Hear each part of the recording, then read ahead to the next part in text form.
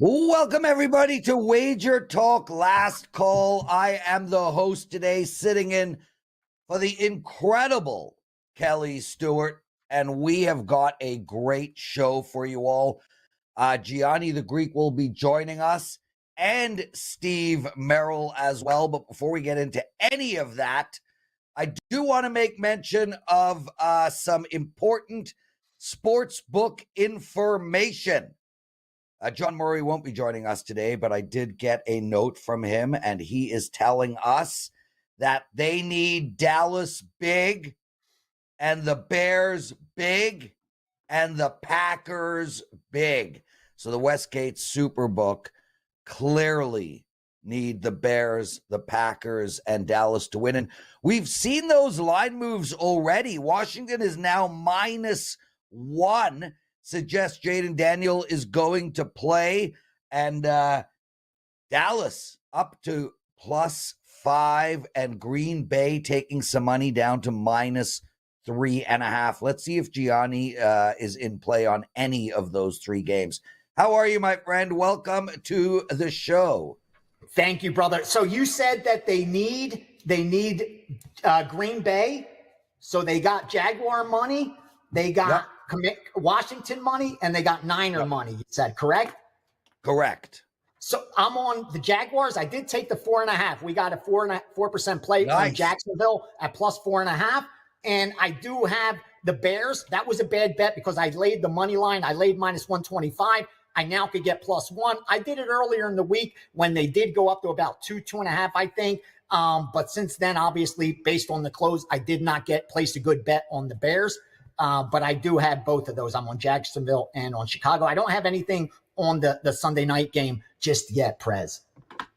Guys, if you've got any questions for the great Gianni or myself, feel free to ask away. Happy to discuss every game. And Gianni, a quick question. Listen, it's not an actionable betting question, but I'm so fascinated by your skill in the sport. How often do you get bad bets in? I'd say a minimum 1 out of 10 bets is bad. I at least 1 out of 10, I would say, is a bad bet that I maybe even more than that sometimes, less than that others, but at minimum 10% of the bets I probably shouldn't have placed or were bad, I'd say, where the line closes worse than me. Maybe even 2 out of 10 times the line will close worse than what I got in at. That's how I grade a bad bet, if I could get a better number later. Does it eat you up, man? Destroys me. Honestly, Prez, it kills me. It kills me more than anything else. Like now I have that that Bears bet. And even if they cover, I know I'm the product of good luck. It wasn't a good bet because I could have got +1 today. And I laid 125 to get pick 'em. That's not good. That's not Gianni, a good bet. Gianni always dishing out the gold. Yeah, you should hear him on WagerTalk today on Fridays. Gianni, we got to talk Wong Teasers. We spoke about this on the WagerTalk Today show. Royce, nice. I love that name, by the way, Royce. Beautiful name. He's in the chat room right now, and he asks teasers, talk teasers. So let's go. Wong Teaser from you. Remember, we don't tease in week 1 because the lines are up there way too long. They're efficient. We just always take that off. We go week 2, 3, 4, and onward. Since week 2, here's what they've done: 3-2, 4-2, 5-2, 5-0, 4-0, and 3-0. Bottom line, they're 24-6 at going into week 8. How do I Wong? I don't Wong till today. Today, and not even yet. My guys in the steam room, they're waiting until 12:30 p.m. Eastern for us to finalize our Wong Teasers. Why? Because we want it to be against the most efficient, sharpest number the sportsbook has. Why? Because we're not trying to beat the number. We're not trying to beat the close. We're not handicapping the game. We don't care about the matchup. All we care about is, can we tease through the numbers 3, 4, 6, 7? And is the total low? We're still going to bet it even if the total's higher, but the lower the total, the stronger we feel about it. That's all we care about. Right. And that's why we want to do it late Sunday, Prez, because if I did it earlier in the week, some of these games that were at 7.5, they're no longer there anymore. Some that were at 8, they're no longer there. Why? Because there's injuries, because there's weather. The markets become more efficient. That's what we want. We want a strong closing line because the way you hit a teaser is when the game falls near the line. The highest probability that the game will fall near the number is when it's most efficient. It's most efficient at the close. That's what it took years for me to finally get that piece down of the Wong teaser, Prez. I almost didn't want to share it because if you go back and we back tested it and just did it against the close, the results are ridiculous. So here's what you got so far today. If these stick as of the next 20 minutes, we're going to be on Baltimore -1.5. We're going to be on Tampa Bay +8. We're going to be on Philadelphia +8.5, and we're going to be in Kansas City -2. Those are the 4 teams that fall under the Wong teaser as of right now. Baltimore, Tampa Bay, Philadelphia, Kansas City. You don't want to lay more than 130. You're going to try to find 125s or 120s. You'll beat -130, but your edge is a lot smaller. But when you're Wonging, the handicap don't matter. Don't matter one bit what side you like. Just tease the number. You'll do just fine. Do it over every single year. You'll print money. There's nothing they could do, which is why you see they try to move off those Wong numbers. But, people are teasing bad numbers, so they don't care. Sorry, Prez. Oh, no, brother. Vince Lind writes, New York Giants, Dallas. And I just wanted to point out, that to me is the bailout teaser of week 8 right there, Gianni. And I know that we speak about crossing 3 and 7, but crossing 7 and 10 are important as well. And I like Dallas and the Giants as a teaser myself. And that's probably, I have a teaser for my clients, but that would be my second favorite teaser of the week. Any thoughts on that one? The New York Football Giants, you said? Yeah. That's tomorrow night, though, right? That's teasing them up. That still counts. I don't bet by date. No. I just don't like the number. I don't. If you like the Giants, I get it. I just don't like using the teaser for it. I do. Now, why not? Why not tease? Why not tease LA Chargers? Asks one of our viewers. Because the Wong doesn't help me. I'm not going through 7. I'm at 7. That doesn't count. We don't want that. It has to fall perfect. We're only teasing down 7.5, 8, 8.5, and we're teasing up 1.5, 2, and 2.5. That's it. Right. Nothing else. It's simple rules. You want to make sure like that the number it's against the sharp books. So you want to look at Pinnacle, you want to look on Bet Online, and you want to look at Circa. Those 3 are what you're wonging against. You don't look at, one book did have 7.5 or 2 of the books had 8.5. They're square books. What's the market shut to let you know? You want to be very selective with the Wong. That's how you do damage. Gianni, one of our listeners asks, Barry Gross, great question. What do you do? You mentioned 4 teams. How do you attack that Wong teaser? Is this a Wong wound wobbin? I couldn't resist. I couldn't resist. I couldn't have put it better. That's six 2-team teasers right there. You have six perfect combinations. That's all it is. If you want to unload that many, that's what I do. I do exactly what you just said, the round robin, because I trust in the long-term success of this. So I try to tease as much as possible. So I'll tease Baltimore, Tampa, Baltimore, Philly, Baltimore, KC, Tampa, Philly, Tampa, KC, Philly, KC. There's 6 teasers right there. Just gave them to you. Gianni the Greek joining us, everyone. And we still have Steve Merril coming.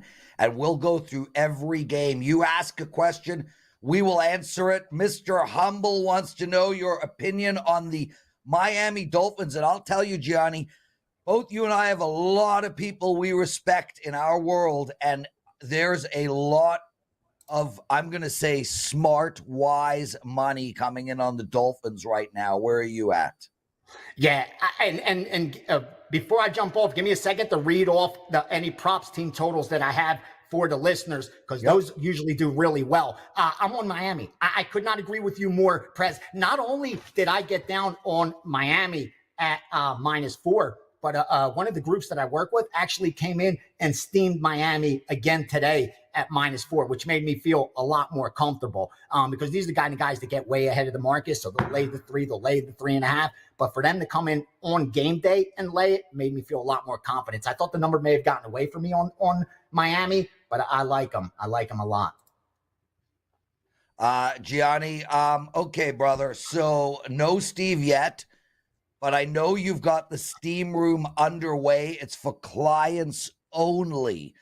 What other information do you want to share with us before we let you go? All right, just because I love you guys and Prez is stepping in, I'm going to give you team totals that are premium plays that I don't add in the card. These are only for subscribers, but they're premium plays. These are full game team totals. Are you ready? So all of these are good up to minus 125. Detroit Lions under 28.5. Baltimore Ravens under 27.5. Falcons under 24.5. Jets under 24.5. And Chargers under 24.5. So that's Lions under, Ravens under, Falcons under, Jets under, Chargers under. 28.5, 27.5, 24.5, 24.5, and 24.5. Real quickly, first half team totals. These I don't release as premium plays because they're just hard to get. Not enough books offer first half team totals, but if available, we went under 13 in the Jets. Notice we went under first half and under full game in the Jets. Went under 13 first half for the Bengals, and then finally under 14 first half for the Broncos. And two props. This are tackles and assists. Detroit Lions, Brian Branch, under 6.5 tackles, under 6.5 tackles and assists, up to minus 125. And in the Chargers game, Derwin James Jr., under 7.5 tackles and assists, under up to minus 125. And right now, if you're looking at your screen, this is going to light up. MLS Soccer, Orlando City, minus a half, good all the way up to minus 120. Orlando City in MLS. Gianni, I know you got to go, dude. Real quick, brother. Are you making in-game bets all day? Because it really feels to me like you have an insane amount of bets in play. I probably would just go to sleep when game time started. I would not be able to function nor keep up with what's going on. I'm guessing you've still got a whole day of bets to play.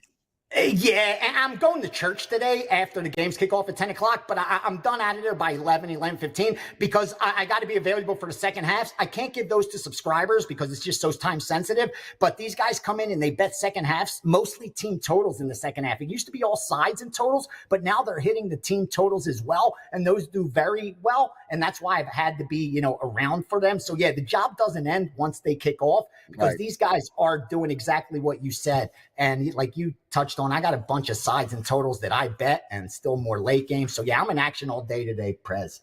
But what could be better than that? Who's complaining? No, dude. Listen, enjoy church. I've been once. I went to Reverend El Green. I went to Reverend El Green's church in Memphis 3 years ago for Sunday Mass, and it was one of the highlights of my life. And I'm Jewish. You don't go to synagogue? You don't go to synagogue? No. I don't. I don't pray. I don't. Those are private things. I'm sorry. I didn't mean to ask. I was just saying. No. It's all good, dude. Church is good. You feel good. I don't even know how to answer. I feel good. Listen, did I ever tell you about my friend? I got to share this story really quick. That was here for March Madness, and we're in the room, and it was Good Friday, and I was ready to order food for everybody. I'm like, dude, what do you want? Do you want a cheesesteak too? And he's like, dude, what the fuck? No, man, it's Good Friday. I ain't eating meat. So I said, oh, cool. You're right. No problem. So I order him something else. After I get off the phone, what does this dude do? He calls a hooker. Swear couldn't make this story up. So he can't eat meat on Good Friday, but he could pay for a hooker. That was okay. Yeah, figured out. But he could eat fish. Yeah. I loved it. Good one. Punchline, Gianni. You probably don't want to do that with a pro, but yeah. I love you, bro. I love you more, man. That's a great freaking point. He found the punchline, everybody. Kick ass today, Gianni. I love having you with us. One of our viewers, Gene Della, keeps asking about the Packers and the Jags, and Gianni did mention at the top of the show that he likes the Jags, and I like the Jags as well. We already heard from the WestGate that they need the pack. They've taken a lot of money on the Jags. This line came out at 5 originally and is now down to 3.5. And look, I get it, man. This is really a tough spot for Green Bay. And I know that they have a bye coming up, but they've got Detroit, Chicago, and San Fran waiting in the wings their next 3 games after that. I don't think we're going to get them at full intensity today. And then the question really becomes, are the Jags at 8? Are the Pack at 80% capable of covering 3.5 against Jacksonville at home? And I don't think they are. I think this is one of those get-right games for Jacksonville. We did see them put up 30-plus on the Patriots last week. And yes, I know punt return, this, that, and the other, but whatever the case may be, it's still equated to 30-plus points on a pretty stellar defense. And Trevor Lawrence's numbers are not nearly as bad as people think they are. Pat Mahomes' numbers are worse. So, I think Fabio is going to lead Jacksonville to a win today. I could see them win outright. So my opinion on this game is the Jags are the play. Tony A asks, Prez, do you have a 5% today? Yes, I do, Tony. And I'll give you a promo code real quick if you want to purchase that play. I actually have an incredible card lined up for you guys. I got 6 plays altogether, and I'm still looking at the Dallas game. But if you guys want to buy my package of 6 plays and get $10 off, use the promo code KICK10. That is KICK10. Thank you for asking that question. And Dan, please let me know when Steve Merril is with us. We've had a lot of line move. Jets. Somebody wants to know about. Oh, Andrew, I got your message about Flesh. Yes, my friend. R.I.P. Phil. Sad day, that's for sure. But hey, 84 years old, and what a wonderful life he led. What do I think about the Jets? Not much, to be honest with you. A line hasn't moved at all, and I would lean on the Patriots here. Firstly, look, I'm mad at the Jets, and I'm mad at Aaron Rodgers, but Drake May has been able to move the ball. I think last game he was, I think it was like, and this is offhand, I have no notes, like 29 for 37, 295, 2 touchdowns, no interceptions. I mean, those are really stellar numbers. And this is game 3 for him, so he's only going to get better. I don't know what's going on with this Jets team. They're out of sync offensively. Their defense last week did not look great either, taking a major step back since Salah was let go. Division game, road home team getting 7. I'll take the Patriots in this game. Lots of money coming in on the Lions over the last half hour. Since I got on the show, we got a 13 on the board. There's still minus 11s, 11 and a halves out there, minus 12s and minus a 13 at one book. So clearly money coming in on the Lions and money coming in on Cleveland right now. Baltimore bet down to minus 7.5. They were at 9. Money coming in on Las Vegas. Now Kansas City from 10 to 8.5. A money bet on Denver. Denver is now at minus 11. I love watching these moves in real time. And you can watch these moves in real time over at our WagerTalk odds screen. Steve Merril joining us. And guys, ask your questions. We'll get into the answers. Steve, I feel like you and I talk a lot throughout the week. How are you, man? How was yesterday?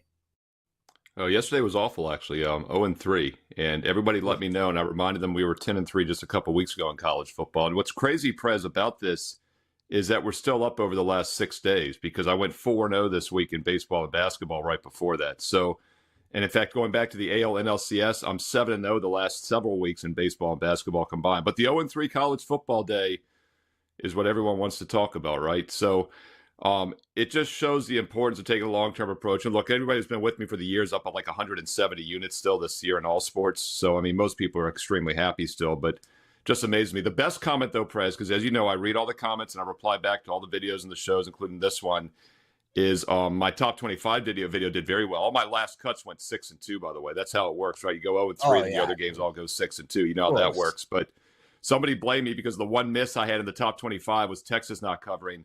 And they said, you ruined my parlay on Vandy or my 16 parlay. And I was like, well, first of all, I didn't ruin your parlay, because second of all, parlays are sucker bets and I always tell you not to play them. But that's just kind of how much fun we have in the comments in recent weeks. Yeah, dude, poker on Friday night, and a guy had a 9-team parlay, and he needed the Portland Trail Blazers just to win the game on the money line for the 9th leg of that parlay. It was like a $50 bet that paid $7,500, I think it was. And he refused to hedge. He refused to cash out. Yeah, he refused. And he lost. And according to him, it was Portland's fault.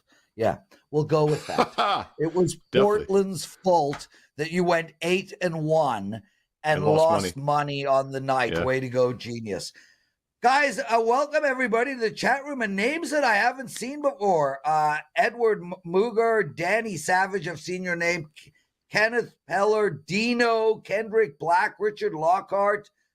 Really, Curtis, really appreciate you guys taking time out of your day to join us. John Hagan, Biplap, really love that you guys are here with us today. If you don't mind taking a second out of your day to hit that like button, it would be greatly appreciated. We got lots more to go through. Ask your questions, guys. Steve, let's talk about the Eagles here. This is a really interesting game for me because it feels to me like both of these teams have kind of turned around out of syncness, if you will. With Brown and Smith coming back, we saw the Eagles find some kind of offense. But when you look at the numbers, I mean, Jalen Hurts, I think he put up 100 yards last week in the passing game. And yet 45 of them was a long bomb touchdown. Cincinnati has also turned it around, but kind of in an other direction. This is a team that was lighting it up offensively and terrible defensively. Now they're lights out defensively, but hey, they did play Cleveland and the Giants, and are struggling offensively. Line really hasn't moved, although we do have a -3 in one spot. How are you betting this game? Well, first of all, I think the key to what you just said is that they played the Giants and the Browns. And guess what? The Eagles also played the Giants and the Browns their last 2 games. So very interesting scheduling spot here with that dynamic that they played the exact same 2 teams the last couple of weeks. I don't really care about looking like at a common opponent aspect. What I'm looking at here is the fact that they played 2 horrifically bad offenses. So I do think both the Bengals and Eagles defenses probably aren't quite as good as they've looked in recent weeks. I do think the Bengals offense is heating up like you've talked about overall. They are a dangerous offensive team. And we know that this Bengals team has always started slow. And Burrow misses the preseason year after year. They always start 0-2, 0-3, whatever, and then turn it on. This year, the same thing, an 0-3 start. And they're 3-1 straight up their last 4. Now, granted, they beat the Panthers, the Giants, and the Browns, and they lost to the Ravens, but that was a close game. And I think this will be a close game as well. I think there'll be some points also. I don't think neither of these defenses are quite as good as they've looked the last couple of weeks against Cleveland and New York.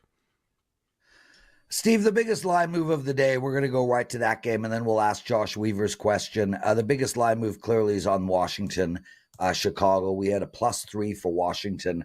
I woke up this morning, it was -1. That has to be based on Jaden Daniels playing. And the interesting thing from my perspective, Steve, because I like Washington, is I'd rather play Washington +3 with Marcus than Washington -1 with Daniels. Any thoughts on this game? This is a game that was the one public underdog this week in my Fade the Public video, but it wasn't an official public play. I gave it kind of as an additional lean. And one of the things I mentioned is that I've learned over the years when looking at the consensus data, you have to be so careful with these games that have quarterback situation. The other dog, by the way, that kind of popped this week also was Arizona, and that's because Tua's back for Miami, so that line's higher than the public realizes. And this is exactly why you have to be so cautious with these type of games, because when I did that video on Friday, we put it up yesterday on Saturday, it was, like you said, Washington +3. The look-ahead line a week ago, before Daniels was injured, a bettable look-ahead line in many books last week was Washington -1.5. And like you said, that's where it's closing near now with Daniels likely back in the lineup. So It's gone back and forth. I don't know if he's fully healthy. Mariota looked fantastic last week. Granted, it was against the Panthers, and the Bears have now had a week to prepare. I do like the situational setup, though, for Chicago because they're coming off the bye week. You can make an argument, when you've played 3 straight really good games, you didn't need the bye, but I think it was still at a good time for them. They're a young team. Caleb Williams is starting to play much better football those last 3 wins. And I think with the extra week off, the offense will be there. I used the over. I did a free play video on this, which is still up here on WagerTalk TV. And I think the over makes sense. And with Daniels back, if he is healthy, I probably like the over better for that reason now. Yeah, I mean, well said on the over in this game. And it really hasn't moved that much, which is interesting because if Jaden Daniels was playing, I would have thought we would have seen a 2-3 point line move towards the over because, this Washington team with him in lights out offensively. Josh Weaver Prez, real quick on that. Go ahead. The look-ahead line last week was 47, and when I did that video the other day, it was 43, and now it's 46. So we are kind of seeing it come back to where it probably would be with Daniels. So once again, point spread and total are pretty much where it was a week ago now. So it looks like Daniels is playing, even though he's, I think, not officially been announced. I'm not sure. Well, I'll tell you flat out, if Daniels plays and you guys can get a 46 out there, I think that's one of the best bets on tap because regardless of how good Chicago's defense is, I don't think Daniels is stoppable right now, Steve. Let's turn our attention to Josh Weaver's question. We love having these questions, guys. Thank you for doing this. A lot of fun for everybody. So I'm really struggling with the Colts versus Houston. No idea how to go on that. And I'll tell you right off the bat, Josh, I'm really struggling with this game as well. We have seen a lot of money come in on the Colts. This is now down to -5 across the board. Steve, I got nothing on this game. I mean, I could make something up and tell you I like Houston, but I kind of don't. So this is a outright pass for me. Do you have anything for Josh?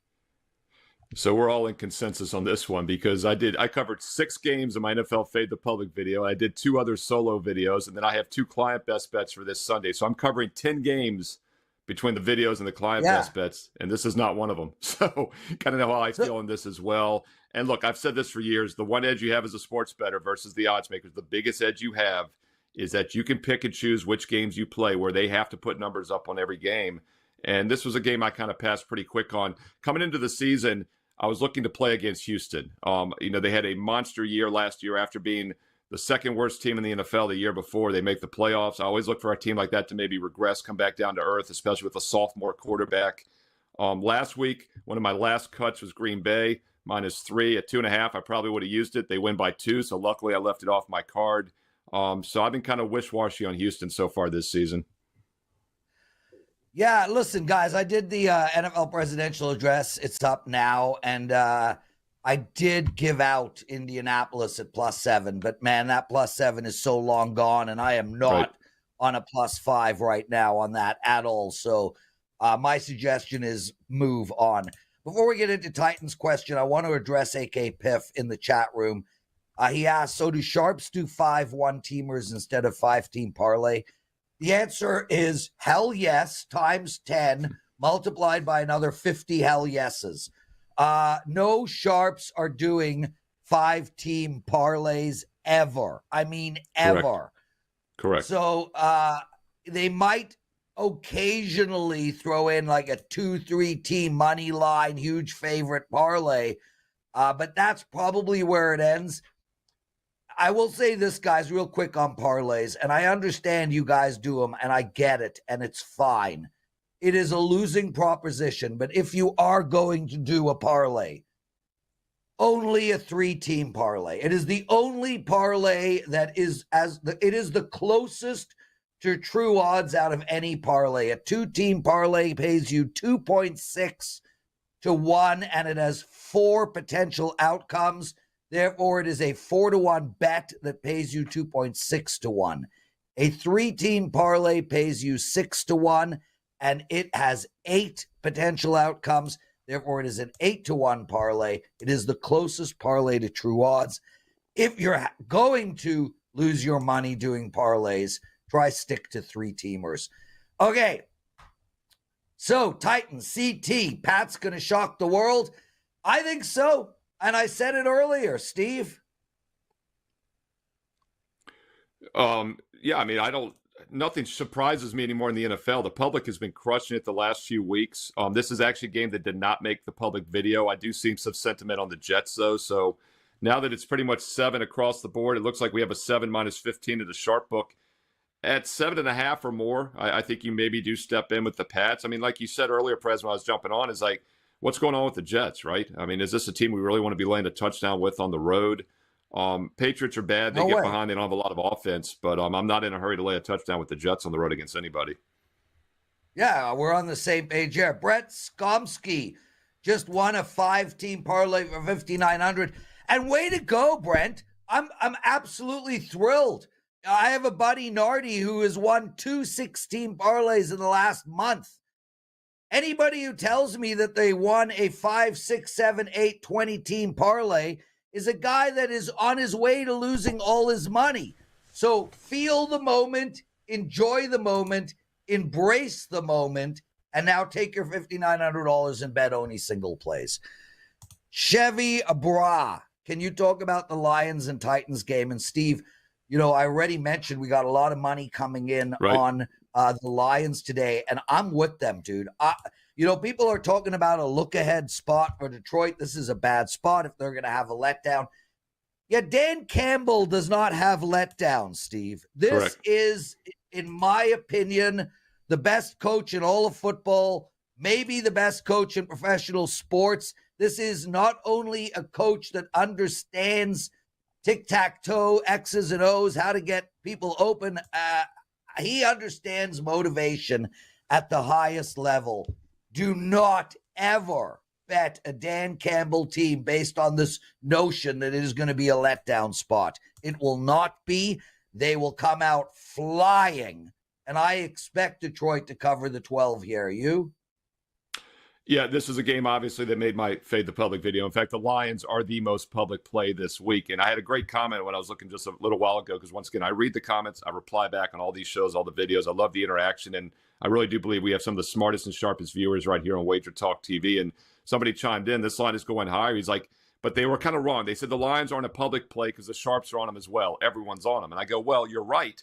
The sharps just don't always fade the public. We don't all just fade the public. But the public is all over Detroit, but the sharp money looks like it is too. This is a very one-sided game. The sports books will need Tennessee. I'm not playing this game. If I had to play it, I would go contrarian. But I'll tell you one of the reasons I do so well in all sports. I'm selective, and I don't play bad teams anymore, Prez. And your life is so much better when you don't play bad teams in any sport. And last week, the public crushed it last week. They crushed it the week before. Didn't hurt me. I went 1-1 last Sunday. I didn't fade any of these. And it's the same thing this week. I can't make a case for the Titans. If this was college football, I wouldn't touch them because they have a terrible offense, a backup quarterback. They can't catch up. And then, like you said, Detroit has the best point spread record in the league the last few years. They don't take the foot off the gas. In college football, I'd probably be looking for a reason to play the Lions in this game. But the NFL is a little different. I know it's never as obvious as it looks. But, yeah, I can't make a case for the Titans other than the scheduling spot. And it's not just the look ahead.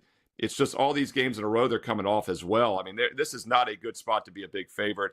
Back-to-back road games at Dallas, at Minnesota. That was a huge win last week. At Green Bay coming up, like you mentioned.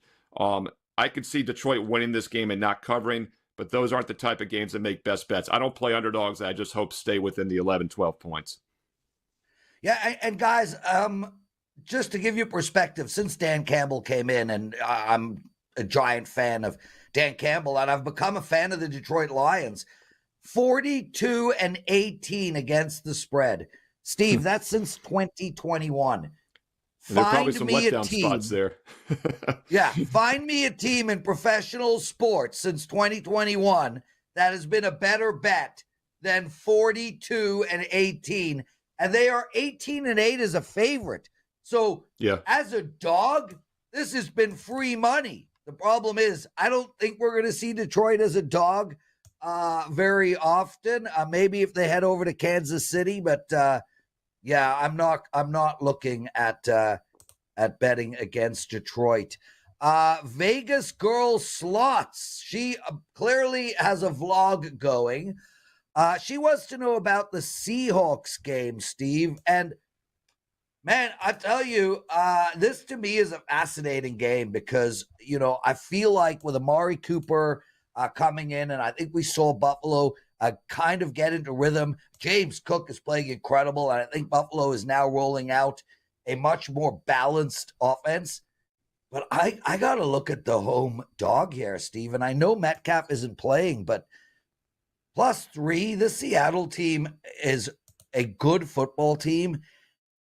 And they are capable, and this is really important when looking at teams like Jacksonville +3.5 against Green Bay. Who can cover? Who can walk through the back door? That's the key question here. Seattle down by 9, down by 10. They got the ball 2 minutes to go in the game. Buffalo's in prevent. Are we going to get a back door? So not only do I think Seattle can outright cover this game, but I think the back door is there for them as well. I would look at taking Seattle +3 here, Steve. Yeah, I mean, first of all, the backdoor cover is very simple. You want a team that can move the ball offensively, especially through the air, right? And that's why I was talking about how Tennessee scares you as a big dog, because when they get behind, they can't catch up. Seattle definitely can. They throw the ball well. They can move the ball. But I'll stay with that offensive theme. You look at this line. A week ago, the look-ahead was 3. It's still 3. The look-ahead over-under last week was 48. Now it's 45. So the point spread hasn't moved, but the total's dropped a full field goal. Yeah. And I'll tell you one result, Prez, I can't get out of my mind still, is that Giants game a few weeks ago. The Giants had all those injuries. They go in there and they not only they win outright as a 7-point dog, but they put up over 400 yards of offense, and they've been just miserable since, including last week. They had like 140 total yards last week. So the Seattle defense, I still don't trust. We saw Buffalo in that Monday nighter against Jacksonville a month ago score 5 straight touchdowns to start. I think both teams can move the ball in this game. The fact that total's gone down from 48 to 45 this week, I would lean over here. I think there's some value, and I'm just not trusting the Seattle defense. Steve Merril joining us, everyone. Steve, a couple of more games to go, but real quick, what do you have going for the clients today? Yeah, I've got 2 strong NFL plays up right now. They're early kickoffs, so you're watching us live. Go get them. Don't miss them. One side, one total. And as I mentioned, you really should consider all sports. Baseball and basketball combined a perfect 7-0 over the last several weeks, including a 3-0 start to the NBA on Wednesday, Thursday, Friday. All week long, Prez. We're talking about a Tuesday when I said how to beat the NBA. I did a segment on WagerTalk today, and then I came out and went a perfect 3-0 to start the season. Up over 200 units in the NBA alone the last 3 years, and number 1 all-time in profit in the history of WagerTalk in just pro basketball. College and pro football entered this week number 1 on the year. Baseball, number 1 units 1 on the year.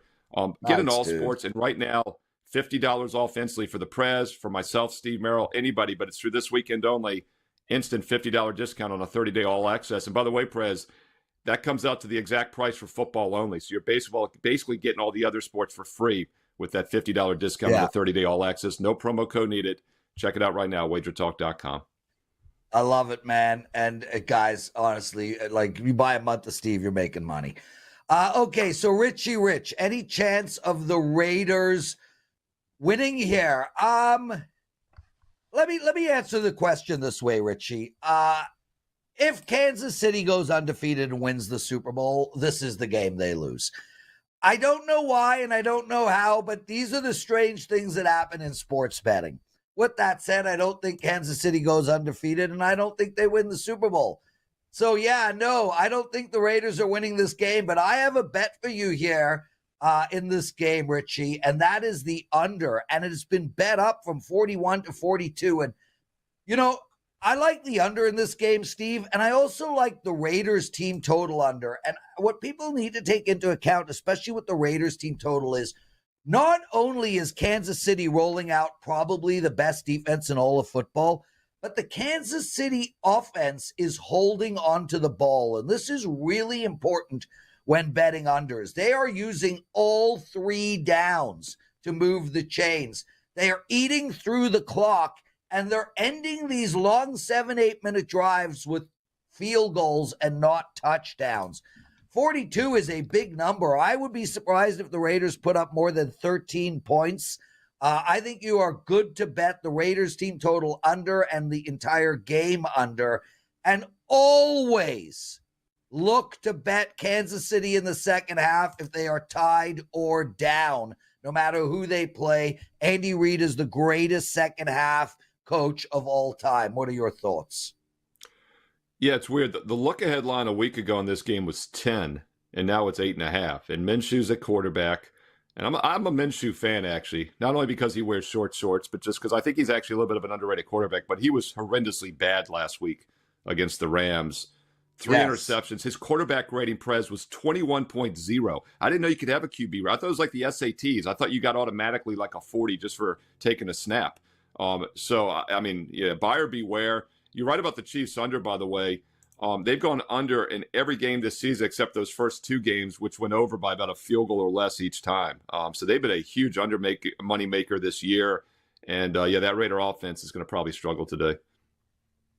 There we go. We got another game we want to talk about. I don't know who put it up, but it was the Carolina-Denver game. Brent, my man, with the $5,900 parlay win. Way to go, Brent, again. Congratulations. So Carolina and the Broncos, Steve, I'll tell you right off the bat, and I took this game apart in great detail on the NFL presidential address. I like the under in this game, and I like it a lot, Steve. This baffles me. Now, I understand that Carolina has the worst defense in all of football. I get it. But, man, like 28-10. 33-3, 36-0, 36-3. All of these numbers still equate to an under. Now, do I think the Broncos are going to blow this team out? I don't, and I don't like the side here. But, man, I think that Carolina is going to struggle to score, and I think Denver is going to run this game as if it's a get-out-of-Dodge game. Win and move on. I think we're going to see a very low scoring game here. And it's been bet down. This was 43.5 up until a few days ago. It's now 41.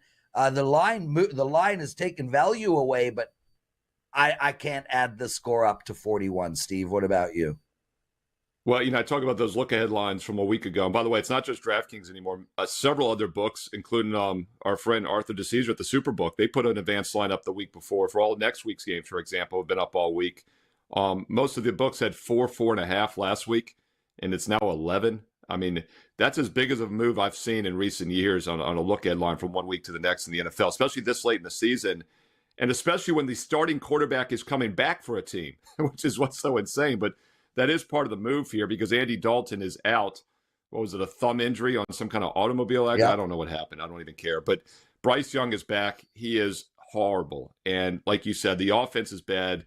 But to put in perspective what a terrible team this is, not only is their offense horrendous, like you said, Prez, their defense is really bad as well. The total look ahead, by the way, last week, I believe, was around 43. And now, like you said, it's 40.5. It's gone below that very key number of 41, though, in a lot of spots. What's interesting, though, Prez, if you look at the team totals on the WagerTalk live odds screen, 24.5 juiced heavy to the over for Denver, 14.5 juiced heavy to the under. That total's 39, but obviously the juice comes into play. So, yeah, I mean, Panthers under 14.5. I know it seems kind of obvious, and it's a very low team total, but Bryce Young in the altitude, they've just been so bad. This is a huge fade the public spot once again. But what's interesting, Prez, if you take out the Panthers this year, the public's been pretty much break even. They've made all their money. Actually, this is how they've made their money this year, fading Carolina and playing the Commanders. If you take those two teams out, the public has actually lost overall on all the other games I've had in that video. So this is not a Carolina team that you look to play just by fading the public. And their only winning cover this year was against the Raiders, which once again puts into perspective how struggling the Raiders have had. Their recent weeks have been pretty bad as well. Steve Merril, everyone. Teasing the NFL, is New Orleans worth the play? I think so. +7 is way too many points. This Chargers team is not a scoring juggernaut. So, yeah, the total is super low. So 7 feels like a good number. I would take New Orleans there, tease. Okay, Steve, what a fun show, man. Shout out to Kelly Stewart for letting me sit in for her today. What a pleasure. I had an absolute freaking blast. I'd like to wish you the best today. I hope every ball bounces your way unless you're on a game that is against mine. I have 6 client plays up for my clients. And I have 3 going in the late grouping. You can use the promo code KICK10 if you want my plays. That's $10 off my package. Steve, you've promoted. Thank you for joining us, brother. Shout out to Gianni the Greek for joining us as well. And all of you guys for being with us today, Sunday. Kick ass, everybody. Keep the parlays to a bare minimum. Don't be greedy. Don't chase. And enjoy the process. We'll see you all on Wager Talk today, tomorrow, noon Eastern.